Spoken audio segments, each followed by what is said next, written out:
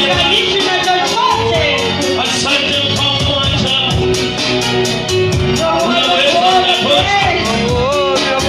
Unastahili tunakuheshimu Bwana.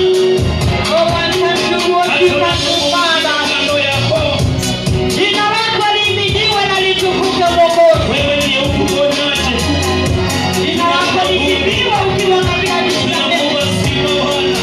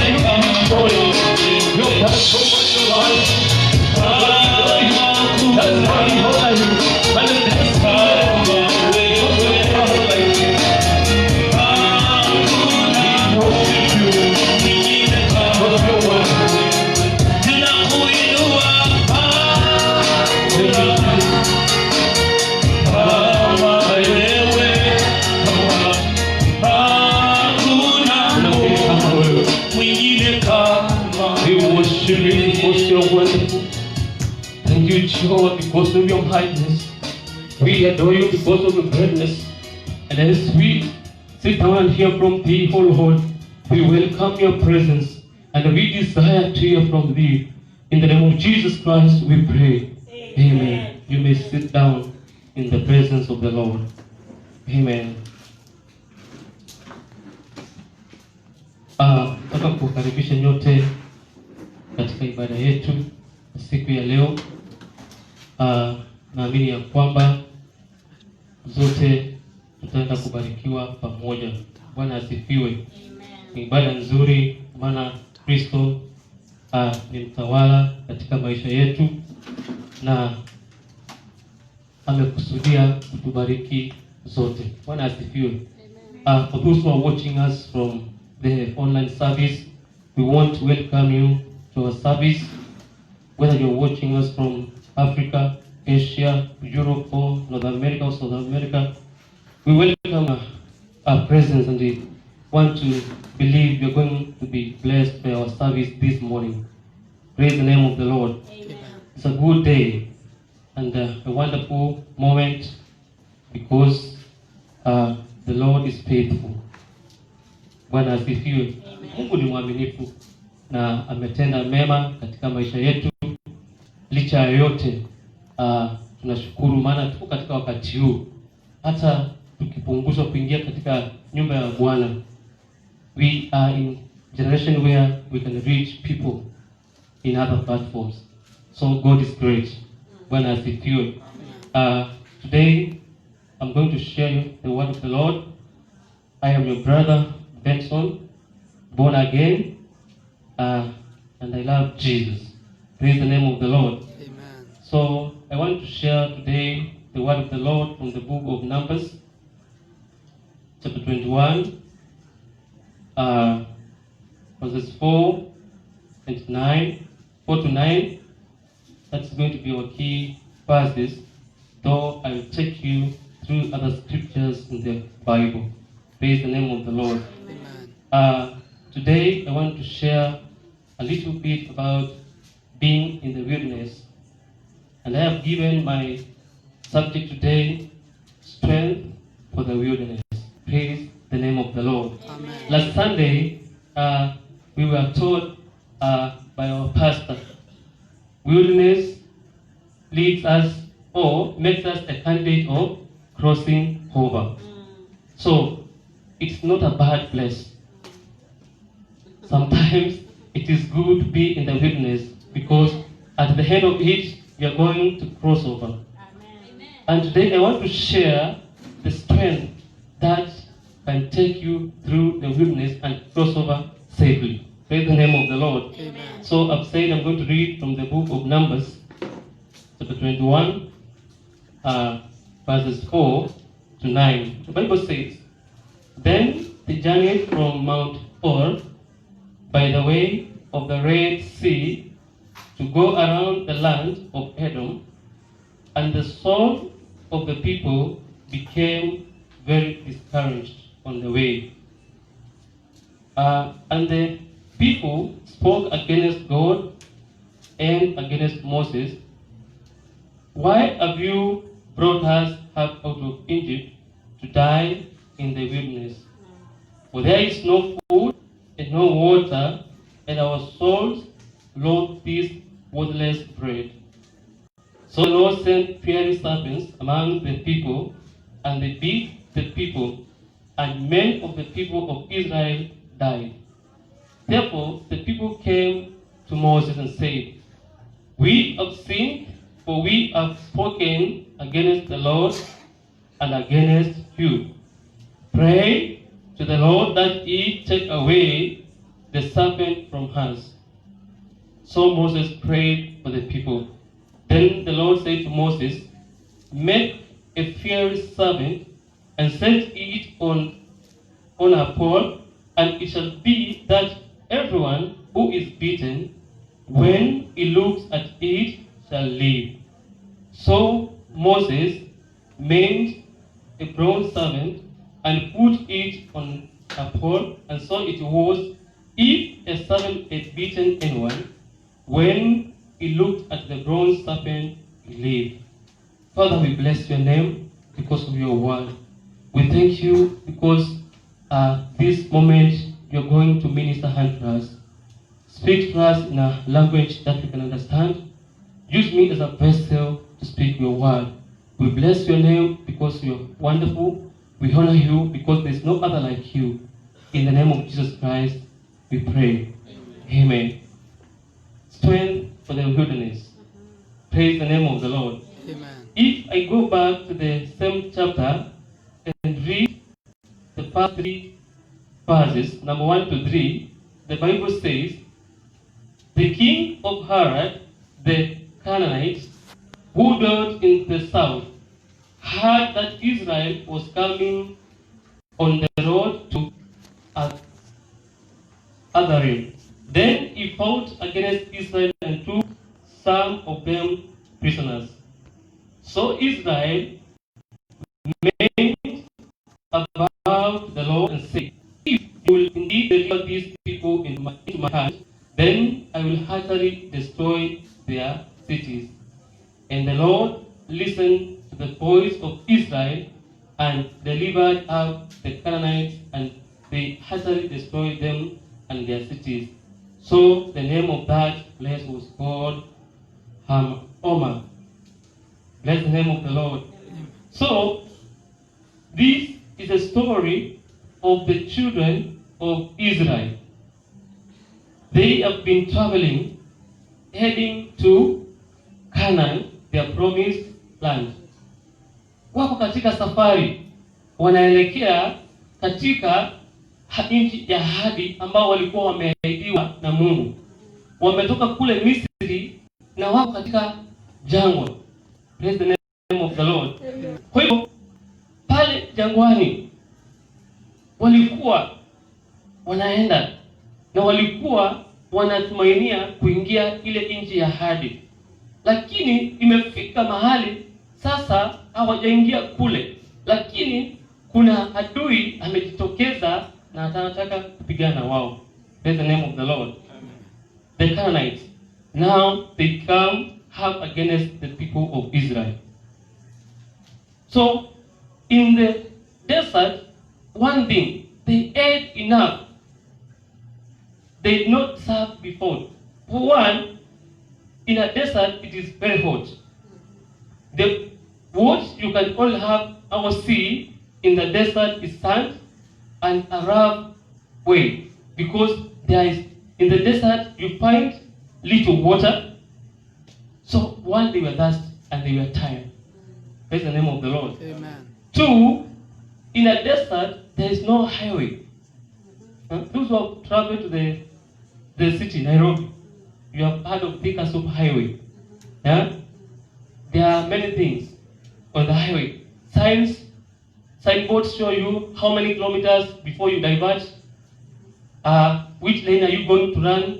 If you are heading to Thika, if you want to go to Kiambu, which lane are you going to take?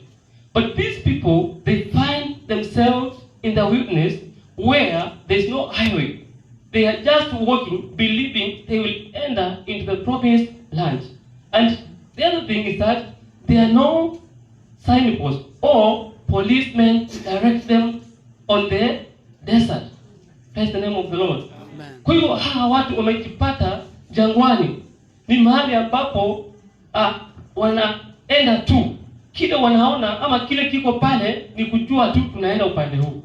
Hakuna milima ya kusema tulipitia pale tutarudia hapa. No highways in the desert, no signboards to direct you, no policemen to control the direction you are taking. But now they are in the wilderness. Praise the name of the Lord. Amen. So one thing, if you are in the wilderness and you make a wrong turn, you can go anywhere. Sio kama tunaelewana. Nimesema ukiwa jangwani, mahali pale ni nchi tambarare ambayo imejawa na changarawe. Hauwezi kujua ulianzia wapi na utamalizia wapi. Kwa hivyo ukichukua hatua ya kugeuka na ikuwe umechukua hatua mbaya, utajipata unaelekea mahali popote. You can go anywhere. Don't expect to go to a specific direction because you are in the wilderness. Bwana asifiwe. Amen. Nimetangulia nikaeleza kuna vitu tatu utapata. No streets to guide you, no police to show you direction, or there are no guardrails. If you have taken a journey through a highway, you find there are walls that are built.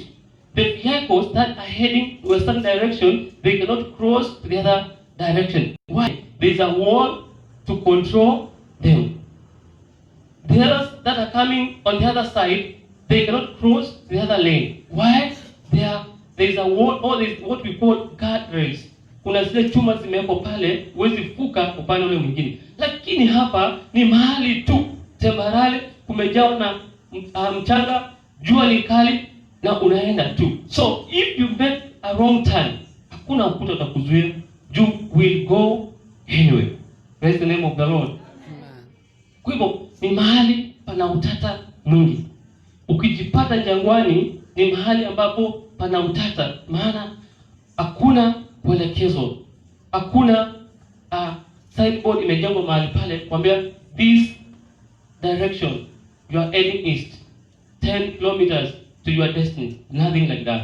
Praise the name of the Lord. Amen. So it's a place where you can get tired easily.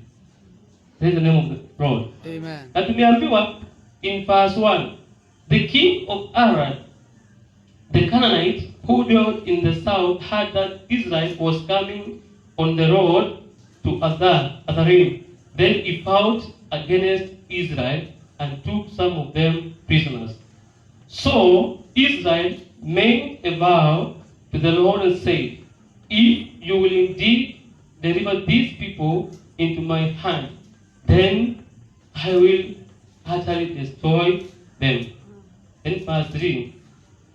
And the Lord listened to the voice of Israel and delivered up the Canaanites, and they utterly destroyed them and their cities. So the name of the place was called Hamarah.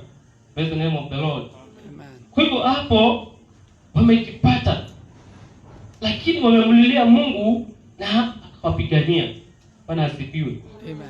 Kwa hivyo sijui unapitia jangwa gani, because whether you like it or not, at a given time in your life, you will find yourself in the wilderness.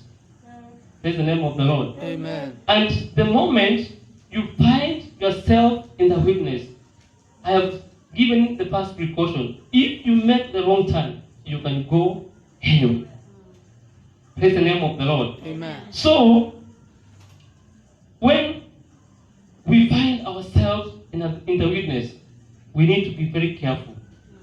Because you make a wrong turn, you go anyway. Praise the name of the Lord. Amen. Even today, as we are seated here, some are in secret wilderness. The world today is in a wilderness. Praise the name of the Lord. Amen. No one knew Corona will ever strike. Praise the name of the Lord. Amen. We are in confusion because there is no given medication or specific medication for the disease. We are only being treated through trial and error methods. Praise the name of the Lord. That Amen. is our witness. And we have to know, if the world can get into our witness, even as it is given, at a time we will find ourselves in the Wilderness. Praise the name of the Lord. Amen. Your marriage can get into the wilderness. Your business can get into the wilderness. Your children can get into the wilderness. Everything can get into the wilderness. But how are you going to behave? How are you going to make sure you steer the way ahead of you until you come out of that wilderness safe and with sound mind? Praise the name of the Lord. Amen. You see, the wilderness produces bewilderness. Ukiwa katika jangwa, unajawa na hali ya wasiwasi, unakuwa katika hali ya utata. Bwana asifiwe. Kwa hivyo, maana mwili unapitia, maana pale ni mahali pa joto, pale ni mahali pa kiu, na wakati mwili unapitia haya mateso, it is given even your emotions are going to be affected. Praise the name of the Lord. Amen. Are we together? Yes. So when our emotions are affected, wakati hali yako ya ndani imeumizwa na hali ambayo unapitia ya nje, you cannot be polite anymore. Praise the name of the Lord. Amen. You cannot be nice to everybody anymore. You can no longer be calm. You are not happy. Praise the name of the Lord. Amen. You cannot crack jokes when you are in the wilderness because things are tough. You are suffering physically and emotionally. Oh yes. Kama ulikuwa umezoea mtu na kuchekesha, unakutana yeye acheki tena. Ulikuwa umemzoea ni mtu wa kutulia, you find that person very nervous. Atulii na hana amani tena.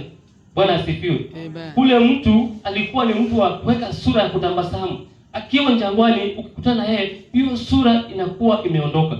Praise the name of the Lord. Amen. Why? Because you are under pressure and you are acting out of pressure. Because when you are affected emotionally, your blood pressure is affected. Your stress levels, they are very high. You become stressed. Praise the name of the Lord. Amen. Even sleep and rest. You cannot sleep. Huwezi lala kama kawaida ukiwa katika jangwa. Bwana asifiwe. Amen. Maana ni mahali ambapo sio mahali pazuri na sio mahali pa kufurahisha. Bwana asifiwe. Amen. You see, you can try to run away or to hide whether you are in the wilderness. But I want to tell you, someone who knows you better will say, truly, this brother or this sister is passing through the wilderness. Yes. Utajipata umetoka rashi nyingine ujui imetoka wapi. Ngozi imebadilika. Bwana asifiwe. Unapata ule mtu ana amani na hatulii tena. Maana ako katika jangwa fulani ambao anapitia. Bwana asifiwe. Amen. And the reason why we act that, it is because we are under pressure. We are not sure of what is going to happen the next moment. Bwana asifiwe. Amen. So you become bewildered. Nobody attacks you, but you are acting as if you are under attack. Unajua hakuna mtu anakupiga vita, lakini kwa sababu wewe uko pale jangwani unakaa kama mtu ambaye ako vitani. Unamgusa mtu kidogo anakuwa unashindwa nini imefanyika, anawaka moto. Amen. Those who have been following through the media since March, the coronavirus broke out in our nation. There's a lot of domestic violence. To an extent, now the government is encouraging people to go for counseling. Why? People are going through the wilderness. And nobody is attacking them, but because they are suffering physically and emotionally, they become bitter, and now they apply what we call displacement of stress. Umefutwa kazi na mdosi, unakuja na hasira nyumbani. Uko jangwani na unaona hakuna mtu anakuelewa, hata watu wako hakuelewi. What is happening? People are slaughtering others. People are fighting. There's a lot of domestic violence in our nation, in the whole world. Why? Because we are going through the wilderness. We are not sure where are we going to end to. When are we coming out of this? And because of that, our emotions are disturbed and we become bitter with everything, including ourselves. Praise the name of the Lord. Amen. It's a sad situation, but I want to tell you, the children of Israel cried unto the Lord, and the Lord hearkened unto their cry, and he delivered the Canaanites unto their hands. Amen. Amen. Am I speaking to someone? Oh yes. Don't let the pain, don't let the stress of the wilderness that you are in make you make the wrong turn in the wilderness, because it is going to make you stuck further deep in the wilderness rather than focusing on coming out of it. Amen. Utazama zaidi, utapotelea kule kuliko kung'ang'ana kutoboa, wewe unang'ang'ana kurudi nyuma. It is going to be a terrible situation. The children of Israel, they took 40 years in the wilderness. Why? They did not focus on the promised land. Most of the time, they focused on murmuring to God and to Moses. They murmured against the heaven and they murmured against the earth. The heart has got nothing wrong. Ulimwengu ambao tuko ndani yake hauna shida. Mbingu haina shida. Lakini ni kipi ambacho umeshikilia? That is the question. Wewe umeshikilia nini? Where is your faith? Because when you are in the wilderness, your faith will dictate the result of you. How long are you going to be there? How short are you going to be there? How strong or how weak are you going to come out of that wilderness? Praise the name of the Lord. Amen. It's a serious thing. But if you have got the right attitude and the right mentality, you will come out of it. So you come and when I see you. Amen. Yes, people, when we enter the wilderness, whether in your marriage, nobody is attacking you, but you behave as if you have been attacked. When I see you, as if enemies are surrounding your business, unapigana peke yako. When I see you, because when in the wilderness, there is no peace. When in the wilderness, it is hard to be calm. When you are in the wilderness, it is hard to be happy. But I want to encourage someone this morning. We can make out of that wilderness. One as if you. Amen.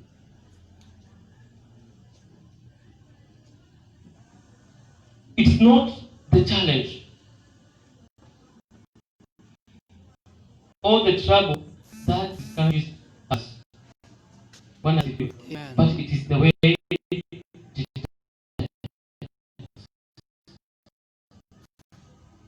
it is not the challenge or the trouble that discourages us. It is the way that it is. Above the song, verse 4. Then they journeyed from Mount Hor by the way of the Red Sea to go around the land of Edom. And the soul of the people became very discouraged on the way. Mark the key word. They journeyed from Mount Hor by the way of the Red Sea. The last part is what? And the soul of the people became very discouraged.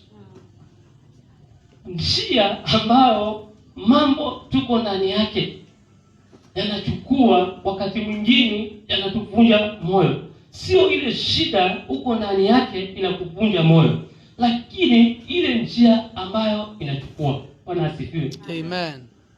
Unaona umekaa sana katika hiyo hali. Unasema nimekaa sana. Hiyo inakuvunja. Sio hiyo shida inakuumiza ama inakuvunja moyo. It is the way. You start counting how many years have I been through this trouble? How many months have I gone through this? How many days have I been sick? How many days have I suffered? How many years have I gone jobless? Now, it is not it's not being jobless that is discouraging you, but the way that it has taken you. It is not that you are married to that abusive husband, but because it seems to you it has taken a long period to come to an end. It discourages you. These people of Israel, they have forgotten God has been leading them and has even fought for them. But now, after the victory, the way the journey takes discourages them. One has you. Amen. You know, wilderness shall never wait until you get a better job. Kuingia katika jangwa akusubiri atupate kazi nzuri. Hakutangojea uolewe. Hakutangojea umalize shule. Haitangojea biashara yako ianze kutengeneza faida. Haitangojea ujenge nyumba. Haitangojea mpaka ati uwe na miaka mingi. It will in any way just come. Bwana asifiwe. Amen. And when it comes, just like the Israelites, we will get discouraged. Bwana asifiwe. Amen. Kwa hivyo kaa ukijua trouble will come anytime. Even sometimes when you feel you are vulnerable. Unasema saa hii yale mambo niko nayo sihitaji kuongezewa kitu kingine. Hiyo saa unasema sitaki kuongezewa jambo lingine, unajipata jambo lingine limekuingiza katika jambo. Bwana asifiwe. Amen. Trouble does not know what you're going through. Bwana asifiwe. Amen. Generally we are talking of locusts in Kenya. And we are in confusion because locusts zilikuwa zimetushinda. Alafu tukiingia March, corona ikaingia. The corona did not wait until we built good hospitals. It did not wait until we have got a system that is working. It did not wait until we have got enough funds to take care of those who are sick, isolation, what. It just came. We were feeling as a nation, we are vulnerable because of the locust. But in the midst of that vulnerability, we are feeling we are healed. Corona just came in. Because wilderness or troubles will not wait until you have got that strength to fight. They will never wait until you build a protective wall around you. They will come even when you feel you are at the lowest moment of your life. And they just come. And you find yourself in them. The children of Israel, they were weakened by the journey. Sijui kama kuna mtu akona picha ya hawa watu. They have moved from Israel. They have got no permanent houses. They are living in tents. They have got no beds. They have got no place to put their belongings. They were moving from one point to another point, carrying their belongings with them. They were still living a nomadic life. Why? They had not yet entered unto the promised land. And now calamity strikes. The Canaanites, they come against them. Bwana asifiwe. Mtu angesema hawa watu waachana wao mpaka waingie kule, ndio kama kuna mtu anataka kuleta vita afanye nini? Analeta. Lakini bado wao wanatembea, wanahamahama, wanaishi katika mahema, wamebebana mizigo yao, hawana soko ya kwenda kununua manguo mpya, hawana mahali pa kwenda kubadilisha viatu, sijui walikuwa wanaoga wapi, but yet the trouble did not stop from looking at them. Bwana asifiwe. Amen. Don't believe or don't sit and say, because I'm going through this, I will not enter the wilderness. It is inevitable for you to get in the wilderness. Bwana asifiwe. Amen. So, how will you react to that situation? Bwana asifiwe. Amen. Because the children of Israel, they were fought and they became discouraged. We were fighting locusts. We had no masks in our nation. Masks were known by only those people who go to the theater. Hatukuambiwa tutengeneze ndio corona ikuje. Hakuambiwa kuna protective gear ya Manasseh watengenezewe ndio corona nyingine. It just came. And Kenya found itself in the wilderness. The world found itself in the wilderness. And you see the problem with the wilderness. Sometimes it will strike, and when you think you have a friend to turn to, you find even your friend is in the wilderness. Africa tulikuwa tumezoea kusema ukiumana, we shall look upon America. We shall look upon Europe. Today, Europe, Africa, we have been put in the same wilderness, and we have been given a common enemy to fight. Amen? Amen. Whom are you going to lean on? Utaegemea kwa nani? Huko tulikuwa tunangojea tuegemee wanalia. Sisi wenye kuegemeana tunalia. Kwa hivyo sasa tuko katika hiyo dunia ya kupigana na adui mmoja.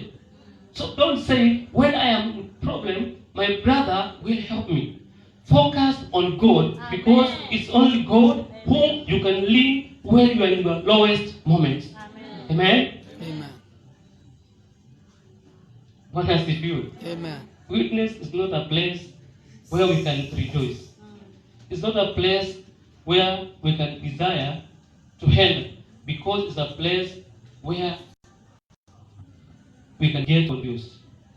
Bwana asifiwe. Amen. The Israelites became discouraged, not because God was not fighting for them. You have been doing well. God has been doing a lot of miracles in our lives. But when we find ourselves in the wilderness, we can become discouraged. Hawa watu wamepiganiwa, lakini safari ilipochukua mkondo mwingine walivunjika moyo. Bwana asifiwe. Tuko na shuhuda za hapo nyuma, lakini tukiingia pale nyikani tunakuwa na tatizo, na wakati mwingi tunaweza kuvunjika moyo. Bwana asifiwe. Amen. Now, I want to tell you, among the devil's tools that he uses to bring people down, discouragement is the best. Bwana asifiwe. Amen. Hizi vitu zingekuwa zinapelekwa sokoni, silaha za shetani, anapigisha bei. Kuna ya 10, kuna ya 20, kuna ya milioni. Hii silaha ya kukunjika moyo, it can be the most expensive tool for the devil. Because he knows the moment you are discouraged, Christian, you are out of your senses, you are out of control, you are weak, you become down to the earth. You have got nothing to lean on. Hata unasahau kama kuna Mungu. Unaanza kusema mimi na mashida zangu. Bwana asifiwe. Amen. So the moment the devil realizes you are vulnerable to being discouraged, he is very happy. Why? Because the moment he strikes you with this weapon, he knows you are finished. Bwana asifiwe. Amen. Anajua unafanya nini? Amemaliza. Why? Discouraged people have no strength. They have got no hope. And they have got no faith in themselves.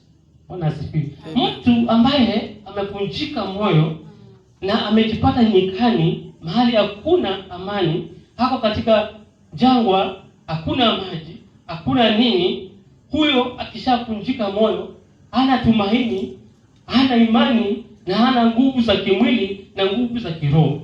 Kwa hivyo yeye anaweza fanyiwa chochote.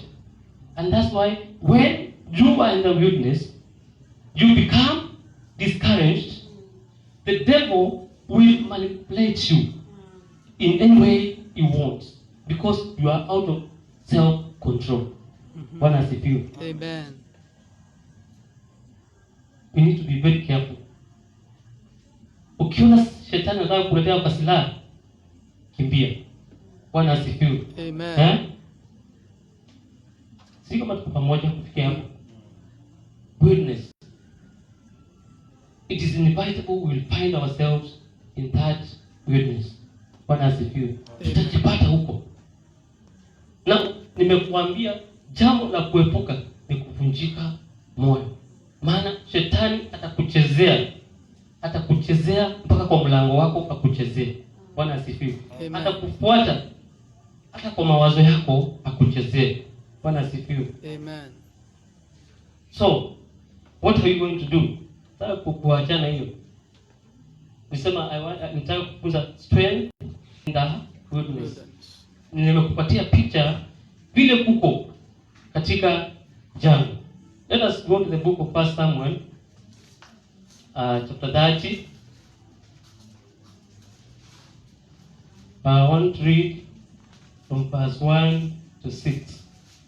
Now it happened when David and his men came to Ziklag on the third day that the Amalekites had invaded the south, and Ziklag attacked Ziklag and burned it with fire, and had taken captive the women and those who were there, from small to great. They did not kill anyone, but carried them away and went their way. So David and his men came to the city, and there it was, burned with fire, and their wives, their sons, and their daughters had been taken captive. Then David and the people who were with him lifted up their voices and wept until they had no more power to weep. And David's two wives, Ahinoam the Jezreelite and Abigail, the widow of Nabal the Carmelite, had been taken captive. Now David was greatly distressed, for the people spoke of stoning him, because the soul of all the people was grieved, every man for his sons and his daughters. But David strengthened himself in the Lord his God. Praise the name of the Lord. Amen. Step number 1. You need to strengthen yourself in the Lord. Amen.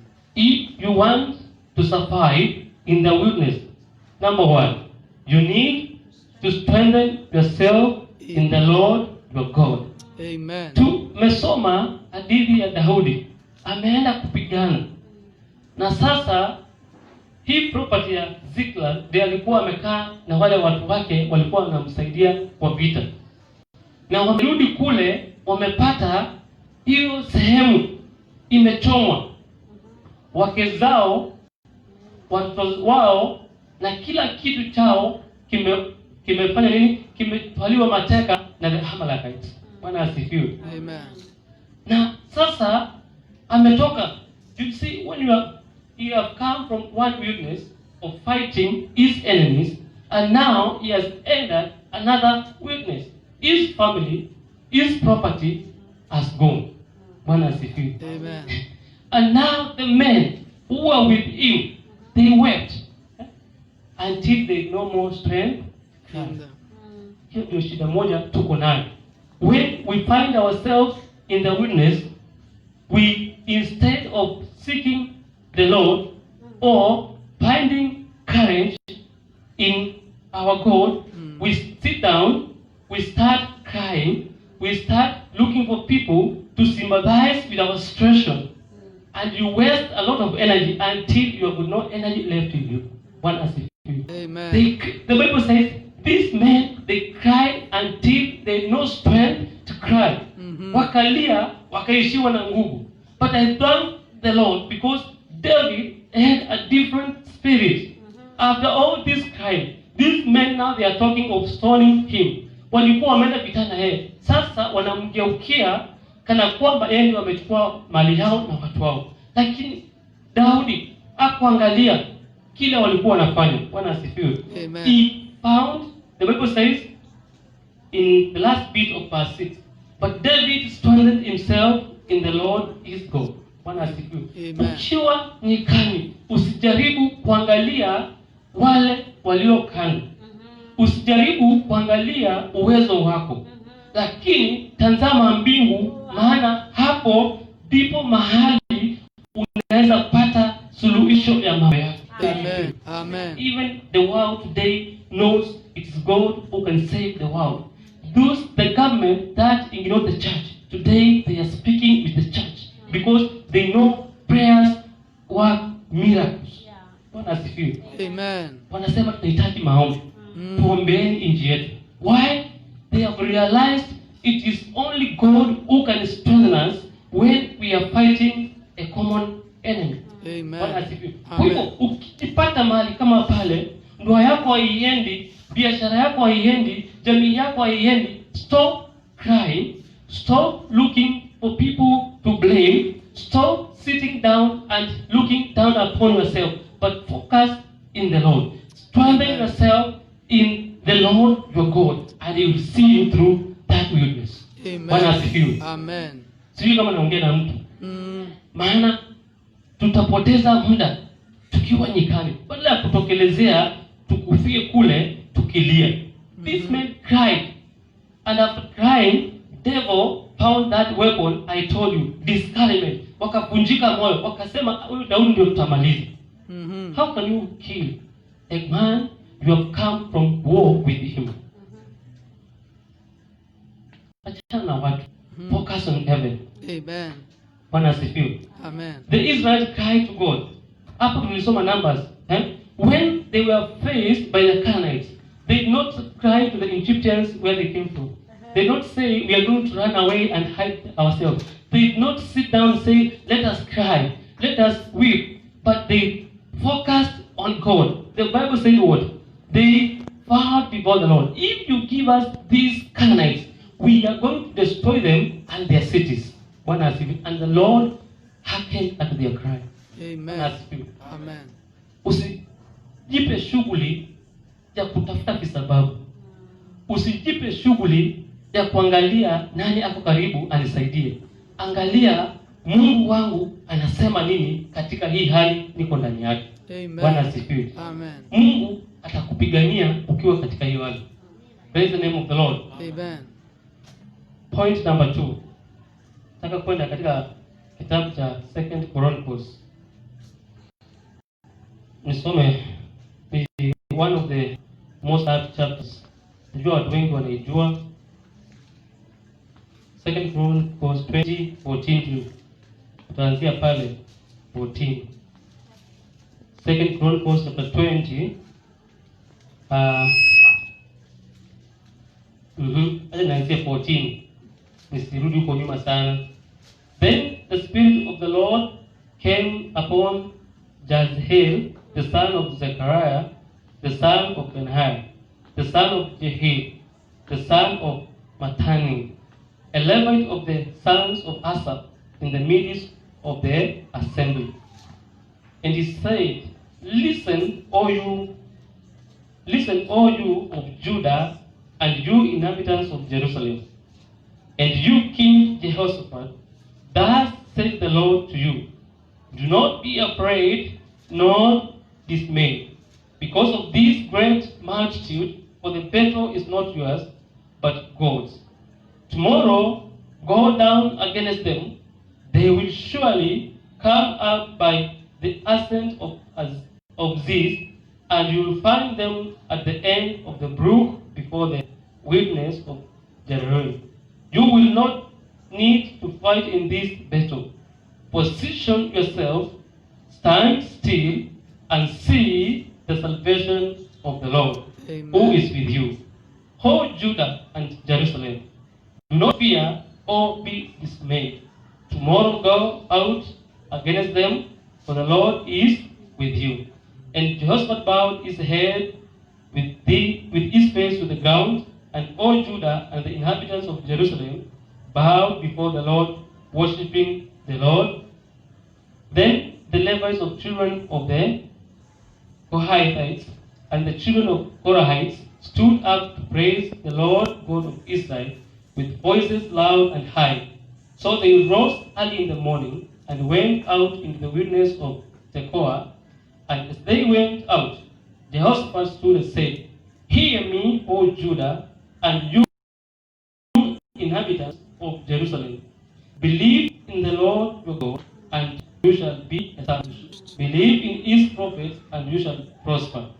And when he had consulted with the people, he appointed those who should sing the Lord, and who should praise the beauty of holiness, as they went out before the army were saying, Praise the Lord, for his mercy endures forever. Like kuendelea. I know you have read through this chapter.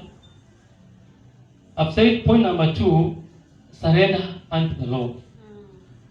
When you find yourself in any form of wilderness, ukijipata mahali kama pale, jiachilie kwa Bwana. Bwana asifiwe. Amen. We have read the story of Jehoshaphat and the people of Israel. Ukiangalia pale, tukianza, maybe nisome tu verse 1. It happened of this that the people of Moab with the people of Ammon and others. Bwana asifiwe. Hapa makundi matatu yamejikusanya kupigana na wana wa Israeli. Bwana asifiwe. Amen. And now the Israel, they were distressed because of the multitude. Wale maadui walikuwa wengi, lakini wakiwa katika hiyo kipindi, Mungu akaachilia roho wake kwa mmoja wao na akanena, na mfalme Yehoshafati akapata ule ufunuo. Bwana asifiwe. Amen. Na akawaambia, vita sio zetu. Not every battle you go through belongs to you. Listen and learn what belongs to the Lord and surrender, because he is a man of war. He will fight your battle. And what gives me the joy? The moment you surrender, God will fight for you. Unajua, nilikuwa naangalia hii scenario. Kuna watu wamejipanga pale, wako na makasha, hakuna farasi. Wako na silaha pale, wamejipanga. I want to believe those who are commanding the armies of the enemies of Israel, they were very busy that morning saying, I want the best shooters to be in the front line. Nataka wale ambao ni weledi wa kupiga risasi ama kutumia upanga wao pale mbele kupigana na wana Israeli. Lakini hawa walikuwa wamepata ufunuo. Hizi vita sio zetu. Wakaachilia kila kitu kwa Bwana. Hawa wakijipanga, hawa walikuwa wanatengeneza nyimbo. The Lord is good. His mercy endures forever. Huko wengine wanasema quick march, forward march. Wengine wanasema the Lord is good. His mercy endures forever. Wewe umekuja umevaa na silaha, lakini sisi tunakuja tukiimba sifa mbele za Bwana. Bwana asifiwe. Shetani anapokuletea vita, unapoona mambo uko pale katika jangwa na mambo ni magumu, yako ni kuachilia kwa Bwana na kusema the Lord is good. His mercy endures forever. As His mercy, truly they shall see you through that wilderness. Bwana asifiwe. Surrender to the Lord. Don't fight. Don't just waste your energy fighting. Instead of fighting, give thanks unto the Lord. Amen. Sing songs of praise and declare the goodness of the Lord, and you shall see the salvation of your Redeemer. Bwana asifiwe. Amen. Wewe ndio Mungu tunaishi. You see, this is known as silence deliverance. Ilitokea wakati Herode amemchukua Petero akamweka katika korokoro na akaachilia maaskari 16 walinde mtu mmoja. Mtu ambaye amefungwa mikono na miguu anawekewa askari na akakisha ametupwa kule korokoro ya ndani. Bwana asifiwe. Amen. Little did you know, not every battle we fight. As Peter was being guarded by the 16 soldiers, the church was praying. Bwana asifiwe. The church was surrendering the battle unto the Lord. Na wakiwa pale wanaendelea na kulinda, jamaa ananyakuliwa katikati yao. Milango tu inafanya kufunguka akitembea. Bwana asifiwe. Amen. Not everything we go through needs physical resistance. Not everything that we go through needs you to start jumping up and down, pumping yourself up. Learn to surrender everything to the Redeemer. And He is going to fight your battles. Amen. Bwana asifiwe. Amen. You'll see what we call silent deliverance. Hakuna vitu za kwanza tingisika. Wewe unaimba tu, watu wanasemanga wewe unaimbanga nini? Hawajui uko vitani. Wanapanga majeshi, wao katika nyimbo za sifa na kuabudu. Because you have learned how to surrender everything. Bwana asifiwe. Amen. Number 3. Strength for the wilderness. Seek and wait the Lord. Bwana asifiwe. Amen. Hebu tusome Psalms, Zaburi ya 27 pale. Psalms 27 nasema nini? Sasa kusoma 7 to 14. I'll be fast because of time. 7 says, Hear, O Lord, when I cry with my voice. Have mercy also upon me and answer me. When you say, Seek my face, my heart say to you, Your face, Lord, I will seek. Do not hide your face from me. Do not turn your servant away in anger. You have been my help. Do not leave me nor forsake me, O God of my salvation. When my father and my mother forsake me, then the Lord will take care of me. Teach me your way, O Lord, and lead me in a smooth path because of my enemies. Do not deliver me to the will of my adversaries, for false witnesses have risen against me, and such as breathe out of violence. I would have lost heart unless I had believed that I would see the goodness of the Lord in the land of living. Bwana asifiwe. Amen. Wait and seek the Lord when you are in the wilderness. Bwana asifiwe. Amen. Wait and seek the will of the Lord when you are in the wilderness. Kuna mstari tumesoma tu hapo. Tumesema when my father and my mother forsakes me, then the Lord will take care of me. Don't wait upon people. Usiende jangwani uje chini ya station fulani usema hapa nitakaa mpaka ndugu fulani akuje kunisaidia. Hapa nitakaa mpaka fulani wa fulani akuje kunisaidia. Bwana asifiwe. Amen. Seek and wait upon the Lord when you are in the wilderness. Amen. And the moment you find the will of the Lord, you will gain the strength to march on. Bwana asifiwe. Amen. Nakwambia kuna wakati hata wazazi wako ukisikia mtu ameachwa na wazazi, unajua hata ukiwa mwizi mama yako hawezi kukana. It is very rare kusikia mtu amekana mtoto wake. Bwana asifiwe. Amen. Atasema bado ni mtoto wake. Mtoto wake. But the Bible says when your father and your mother will forsake you. Kuna wakati utajipata katika hizo hali za kila mtu amekutoroka. Na ukisikia imefikia kwa wazazi ujue there is no brother near you. Nikubali. No sister near you. No neighbor near you. No a workmate near you. No schoolmate or even your village chief will not be near you. You will be forsaken for good. Amen. That is true. Bwana asifiwe. Na ukijipata hapo, nataka nikuhakikishie, the only person who can be there in such situation, it is our God. Amen. Oh yes. Yeye aondokangi. Everybody can run away. But when you wait upon the will of God, He will always come and hearken unto your voice. Amen. Bwana asifiwe. Amen. Kwa hivyo usiweke matumaini yako kwa watu. Usitafute tunasema nini kukuhusu. Usitafute majirani wanasema nini kukuhusu. In the wilderness, seek the will of the Lord. Amen. That will be the only way out. That will be the only help that will be present in that time of need. Bwana asifiwe. Amen. Biblia imesema vizuri. Teach me your way, O Lord, and lead me in a smooth path because of my enemies.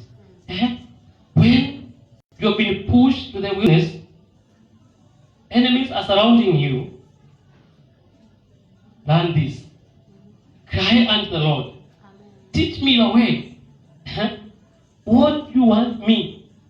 What is your purpose for me to be in this wilderness? Be of it, I've said what? Oh Lord, lead me in a smooth path. Maana nilikuambia tukianza, in the wilderness there are no paths. The only who knows where paths are is our Redeemer. Amen. And when you are there, you have said, teach me, then you tell him, lead me in a smooth path. How can njia kembamba kazuri katakuelekeza katika nchi yako ya ahadi? Bwana asifiwe. People will confuse you. You see, there is a problem in the wilderness. You can walk with people who act as if they know where they are going. Wait until a problem strikes. You will realize they were confused and they don't know where they are going. Wanapiga tu hatua wakienda. Don't lean on anyone. Wait upon the Lord. Amen. Bwana asifiwe. Amen. I'm almost finishing. I want to read the book of Joshua as I wind up my sermon this morning. Joshua 14. The Bible says, I want to read from verse 6. Joshua 14, verse 6. The Bible says, then the children of Judah came to Joshua in Gilgal, and Caleb, the son of Jephunneh, the Kenizzite, said to him, you know the word which the Lord said to Moses, the man of God, concerning you and me in Kadesh Barnea. I was 40 years old when Moses, the servant of the Lord, sent me from Kadesh Barnea to spy out the land, and I brought back word to him as it was in my heart. Nevertheless, my brethren who went ahead with me made the heart of the people melt. But I wholly followed the Lord my God. So Moses swore on that day, saying, Surely the land where your foot trodden shall be your inheritance and your children's forever, because you have fully followed the Lord God.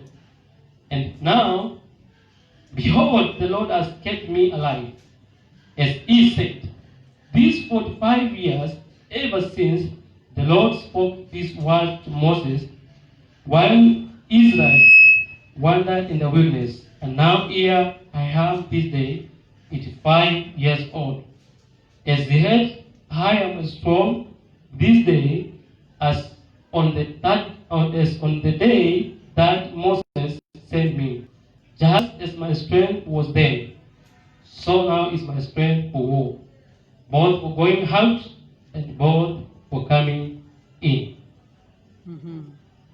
Strength for the wilderness. Walk by the Spirit, not by the sight. Oh, yes.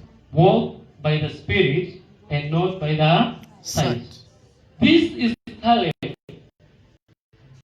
This Caleb, speaking in Joshua chapter 14, he is now 85 years. When they left Egypt and they entered the wilderness, he was 40 years. Praise the name of the Lord. Amen. And now he's giving a narrative of words that was spoken to him and Joshua by the servant of the Lord Moses 40 years back, 45 years back. If you listen to the statements, I followed my God will. This man Caleb, he brought a very good report after they were sent to spy the land where they were heading to. Amen. The other people, because of the fear of the people in the promised land, they brought a very bad report. They said, the people looked like giants. We appeared as grasshoppers unto them. Amen. And among the people who were with Caleb to spy the land, I want to believe this day, no one of them was alive. After the words, Caleb has gone through the wilderness 45 years, all the heat, all the dust, all the war in the wilderness has not weared him up. Huyu jamaa amekaa pale jangwani hiyo miaka yote, lakini joto ya pale jangwani, vita na mateso yote haijamaliza nguvu yake. Amen. Hear these words. What Caleb is saying. Now he is telling Joshua. Verse 10. And now, behold, the Lord has kept me alive, as he said, these 45 years, ever since the Lord spoke these words to Moses, while Israel wandered in the wilderness. And now here I am this day, 85 years. 11. As yet I am as strong this day as on the day that Moses sent me. Just as my strength was then, so now is my strength for war, both for going out and for coming in. Praise the name of the Lord. Amen. If you want to endure the troubles, the challenges of the wilderness and retain your physical and your spiritual strength, close your eyes, open the inner eyes, and walk by the Spirit, not by sight. I'm not saying start walking when you're closing your eyes. Get me right. What I'm saying, these eyes we have, they are very good. They see good things, but they have a problem. They sometimes cheat you a lot. Caleb had the inner spirit, and the Spirit of the Lord was in him. When the eyes of the other guys were seeing giants, he was seeing victory. Amen. When the other people were complaining, they were wasting their energy, murmuring against God and against Moses. This man was focused on the promised land. Bwana asifiwe. Wakajimaliza nguvu zao za mwili kwa kunungunika kwa Mungu na kwa viongozi ambao walikuwa wamepewa. Wakajimaliza kiroho, because you cannot murmur negatively against God and survive. Your spirit will crash. Don't let the witness crash your spirit. Your spirit is your fuel to the next level. Amen. Mtu ambaye roho yake imevunjika ama imeisha, kuna mahali anaenda. He will lose both physical and spiritual energy to sail the next level. Bwana asifiwe. Amen. I want you to get it right. Now, this man at 5 years, he said, as I was then, 40 years, today I am the same, ready for war. I have got the strength to move out and to come in. The only thing that helped Caleb is walking by the Spirit and not by the sight. Wachana na macho itakuzeesha mapema. Wachana na macho itakumaliza kiroho. Utabaki kuja kanisani Jumapili. You know, everyone has got faith on Sunday. But every Sunday morning, my friend, look at the people walking in the street, walking to the church. Wako na imani kali sana. But meet them on Monday, Tuesday, when things are not working. Utatafuta ile imani ilikuwa Jumapili asubuhi ilienda wapi? Oh yes. Don't carry the faith of Sunday only. Have the spirit of the Lord. You will be strong on Sunday. You will be strong on Tuesday. You will be strong on Friday, and even 10 years to come. Caleb endured the pain, the challenges, and the struggles of the desert because of the spirit of the Lord. In 5 years, he was strong and ready to march to war. Bwana asifiwe. Amen. I've given you how many points? Nimepeana ngapi? 4. I think those are enough. If we can focus on those things, I want to tell you, the environment that we live in will never bring us down. Yes. We will enter our promised land in full strength.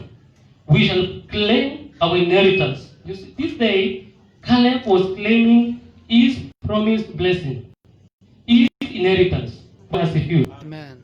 If we endure, we are going to claim our inheritance in the land of the living. Bwana asifiwe. Amen. Kwa hivyo, kabla sijamaliza, I don't know how many people have gone through troubles. You might be in this house, you might be watching over across the world. And because of the witness, you have backslidden, you have given up Jesus, and you have gone away from the right ways. There is still a chance. Amen. Bwana asifiwe. Amen. Kama uko mahali pale nje, na kwa hakika kwa njia moja ama nyingine, kwa mapito ambayo umepitia, umeacha njia ya msalaba. Nataka kuongea na wewe. Kristo ako mahali pale. Anabisha na anasema niko tayari kukupokea tena. Bwana asifiwe. Uko mahali hapa ama uko pale nje unatusikiza kwa mtandao, unatuangalia pale kwa mtandao, na unasema nimejua bila roho wa Mungu siwezi toboa. The Spirit of God cannot enter until you open the door to Jesus. Roho wa Mungu hawezi ingia mpaka umkubalie Kristo akufanye mwana katika ufalme. Na unapofanya ili amuzi la kuokoka, Kristo anaishi ndani yako. Na roho wa Mungu anamiminiwa vyema kumrejea Kristo, na naamini kwamba Mungu atawasaidia. Bwana Yesu. Bwana Yesu. Naja mbele zako kwa asubuhi ya leo.